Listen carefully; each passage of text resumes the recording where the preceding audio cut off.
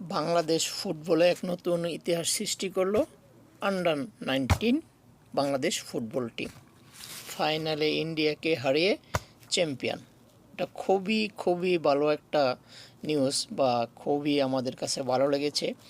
আমাদের সময় যখন আমরা স্টুডেন্ট ছিলাম তখন কিন্তু ক্রিকেটের যুগ ছিল না, ঠিক আছে। আমরা ফুটবলটাই বেশি পছন্দ করি, এখনও করি, ছোটোকালেও করতাম, ঠিক আছে। এই ক্রিকেটটা তো আপনার জনপ্রিয়তা পাইছে মনে হয় 96 বা 97 পরে, ঠিক আছে।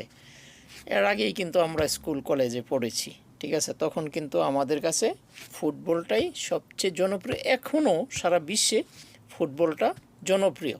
যাই হোক, বাংলাদেশ ইন্ডিয়াকে টাইব্রেকারে হারিয়েছে। যাই হোক, আমি এই ফুটবল ব্যাপারে আর অনেক আগে একটা ভিডিও দিয়েছিলাম। সেটা হচ্ছে, এই যে বিদেশি খেলোয়াড়রা বাংলাদেশে আসছে, এটা বাংলাদেশ টিমের জন্য খুবই ভালো একটা লক্ষণ। কিন্তু এইখানেও সিন্ডিকেট কাজ করে, ঠিক আছে।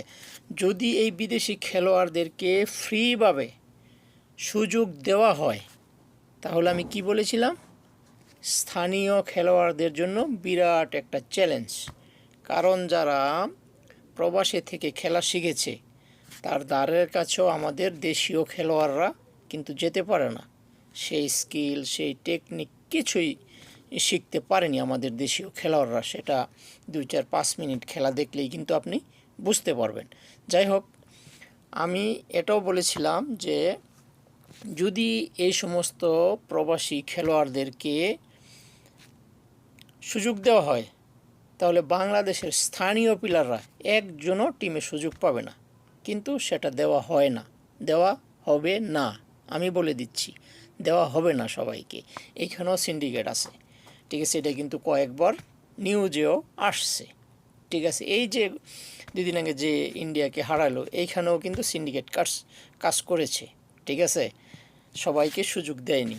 যদি সবাইকে সুযোগ দিত, এই যে সোলাইমান ব্রাদার্স, তারা দুজন যদি প্রথম থেকে খেলতো, তাহলে খেলাটা নিশ্চয়ই টাইব্রেকারে যেত না। এটা যারা ফুটবল প্রেমী, যারা ম্যাচটা দেখেছে এবং তাদের খেলা যে 2-4-5-10 মিনিট যাই দেখেছে, তারা সবাই বলেছে, এবং এটাই বাস্তব সত্য। খোদা হাফেজ, সবাই ভালো থাকবে।